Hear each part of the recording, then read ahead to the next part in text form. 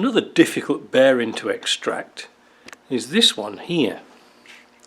This is the bearing inside the primary motion, or the input shaft.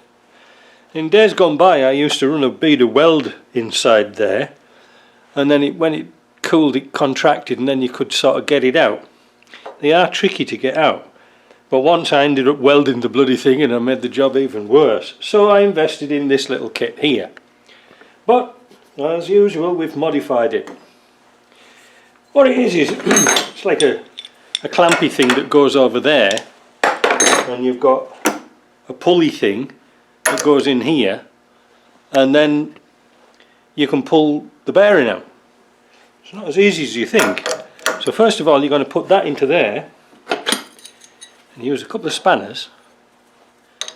It's 16mm for some bizarre reason, it's 5/8, but anyway. So then you wind this down,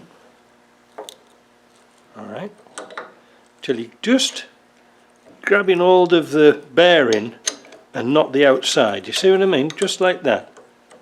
That's that bit. The next thing is a thing that JP knocked me up. Is a ring to go on here.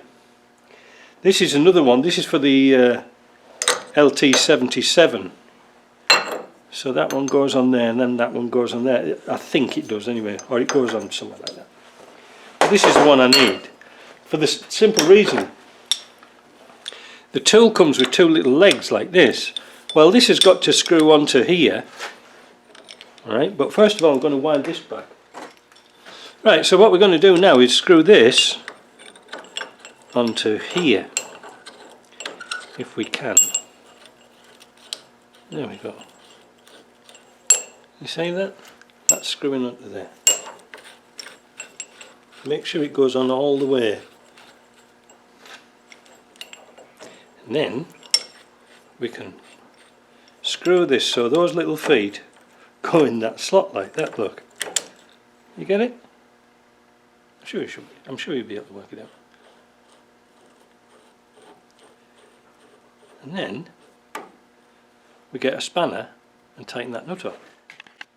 The nut's 24mm. So here we go, we're just going to tighten it up.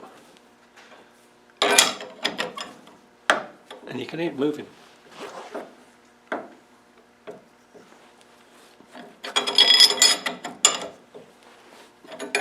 I'll go like this, it might be quicker. Don't hit my camera. See it coming out? Hooray, and up she rises. Ding! There you go. So that's how you get those out.